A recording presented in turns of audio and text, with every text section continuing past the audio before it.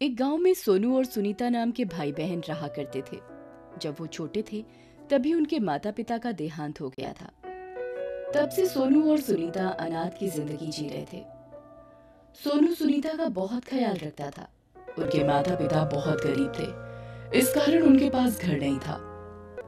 सोनू अपनी बहन के साथ फुटपाथ पर रहा करता था। सोनू काम करके अपना और अपनी बहन का पेट भरा करता था। एक दिन सोनू गाड़ी साफ कर रहा था तभी अरे ये कैसे गाड़ी साफ की है तुमने? ऐसे गाड़ी साफ की जाती है क्या? मालिक, मैं फिर से साफ कर देता हूँ, मुझे जल्दी जाना है। ये लो 2 रुपए। मालिक, थोड़े ज्यादा मिल जाते तो अच्छा होता। जैसी गाड़ी साफ की है वैसा ही पैसा मिलेगा। चल भाग। ये कहकर गाड़ी का मालिक गाड़ी लेकर चला जाता है। सोनू ने सोचा इससे काम नहीं चलेगा, कोई दूसरा काम देखना होगा। फिर वो दोनों एक होटल में काम मांगने जाते हैं और वो दोनों 20 रुपए में वो काम करने के लिए राजी हो जाते हैं। काम खत्म होने पर होटल का मालिक उसे 20 रुपए देकर कहता है कि उस होटल में बहुत सारा खाना बच गया है, क्या तुम लोग खाओगे? वो दोनों राजी हो जाते हैं। सोनू और सुनीता बड़े प्यार से भोजन करते हैं और होटल के मालिक को धन्यवाद देकर चले जाते हैं। फिर रास्ते में एक आदमी मिलता है। वो कहता है कि ये सामान स्टेशन तक पहुंचाना है, क्या तुम लोग कर पाओगे? सोनू तुरंत तैयार हो जाता है। सुनीता वही फुटपाथ पर सोनू के आने का इंतजार करती है और सोनू सामान स्टेशन तक पहुंचाता है। तब तक दोपहर हो जाती है और सामान का मालिक उसे पैसे दे देता है। स्टेशन पर 2 कपल दिखाई देते हैं। उनके पास एक छोटी बच्ची थी। वो कुछ खाने के लिए जिद कर रही थी। औरत बच्ची की जिद पूरा करने के लिए उसे चिप्स देती है और उस बच्ची के हाथ में जो रोटी थी उसे फेंक देती है। जिसे भूख लगी है भगवान उसे नहीं, और जिसके पास सब कुछ है उसे उसकी कदर ही नहीं होती।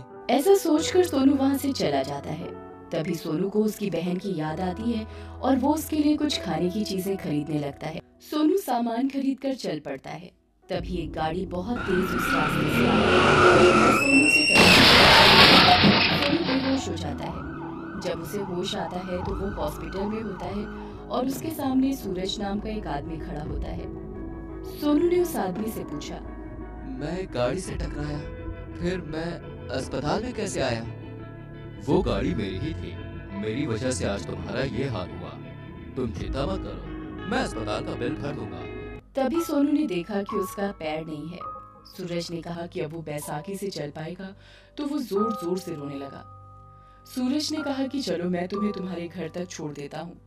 सोनू ने कहा, मेरा कोई घर नहीं है साहब। फिर तुम कहाँ रहते हो? हम तो फुटपाथ पे रहते हैं साहब। अच्छा चलो, मैं तुम्हें तुम्हारी बहन के पास छोड़ देता हूँ। साहब, आप मुझे मंदिर तक छोड़ दीजिए, मुझे पता है मेरी बहन मंदिर में ही होगी। सोनू अपनी बहन के पास चला जाता है। सोनू को पता था कि उसकी बहन कहाँ होगी। सूरज वहाँ से चला जाता है। सुनीता सोनू को देखकर बहुत रोने लगती है। भगवान ऐसा क्यों करता है? ऐसा कहकर सुनीता रोने लगती है। सोनू अपनी बहन सुनीता से कहता है कि अब उससे कोई काम नहीं हो पाएगा। अब हम लोग मंदिर के बाहर भीख मांगा करेंगे, उससे गुजारा हो जाएगा। ठीक है। अब सोनू और सुनीता मंदिर में उस रोज से भीख मांगते थे। अब ऐसे ही बहुत दिन बीत जाते हैं। अब ऐसे ही उन दोनों के दिन बीत रहे थे। तभी एक दिन एक आलीशान गाड़ी मंदिर के सामने आकर रुकी और उसमें से औरत बाहर आई। वो मंदिर में पूजा करने के लिए चली जाती है। थोड़ी देर बाद वो औरत मंदिर के बाहर आ जाती है। तभी उसकी नजरें सोनू और सुनीता पर पड़ती है। उन्हें देखकर वो अपने बैग में से रोटी निकालकर उनके सामने फेंकती है। तभी सुनीता गुस्से में उस औरत से कहती है, मैडम, आपको रोटी देनी है तो हाथ में दो, ऐसे फेंको मत। ऐसे फेंकने से रोटी खाने के लायक नहीं रहेगी। मुझे मत सिखाओ कि मुझे क्या करना है क्या नहीं। मुझे लगा कि मैं हाथ में दूंगी या फेंक दूंगी। मैडम जी, इतना घमंड अच्छा नहीं।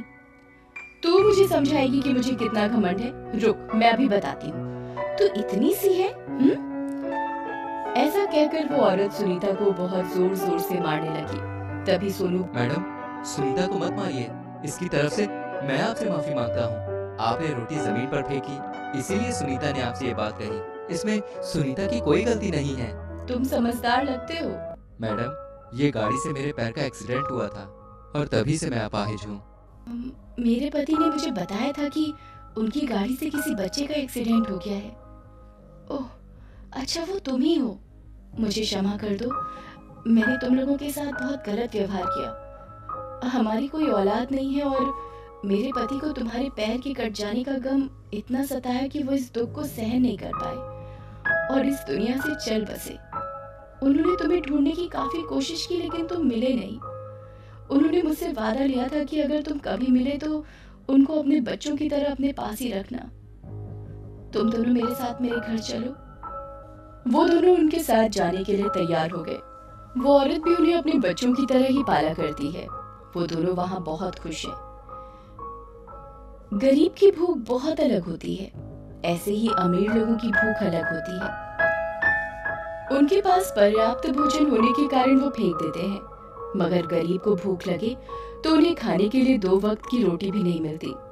इसी वजह से गरीब और अमीर लोगों की भूख अलग अलग होती है। इस कहानी से हमें ये सीख मिलती है कि गरीब होने के कारण उन्हें कष्ट नहीं देना चाहिए। गरीबों की हमेशा सहायता करनी चाहिए।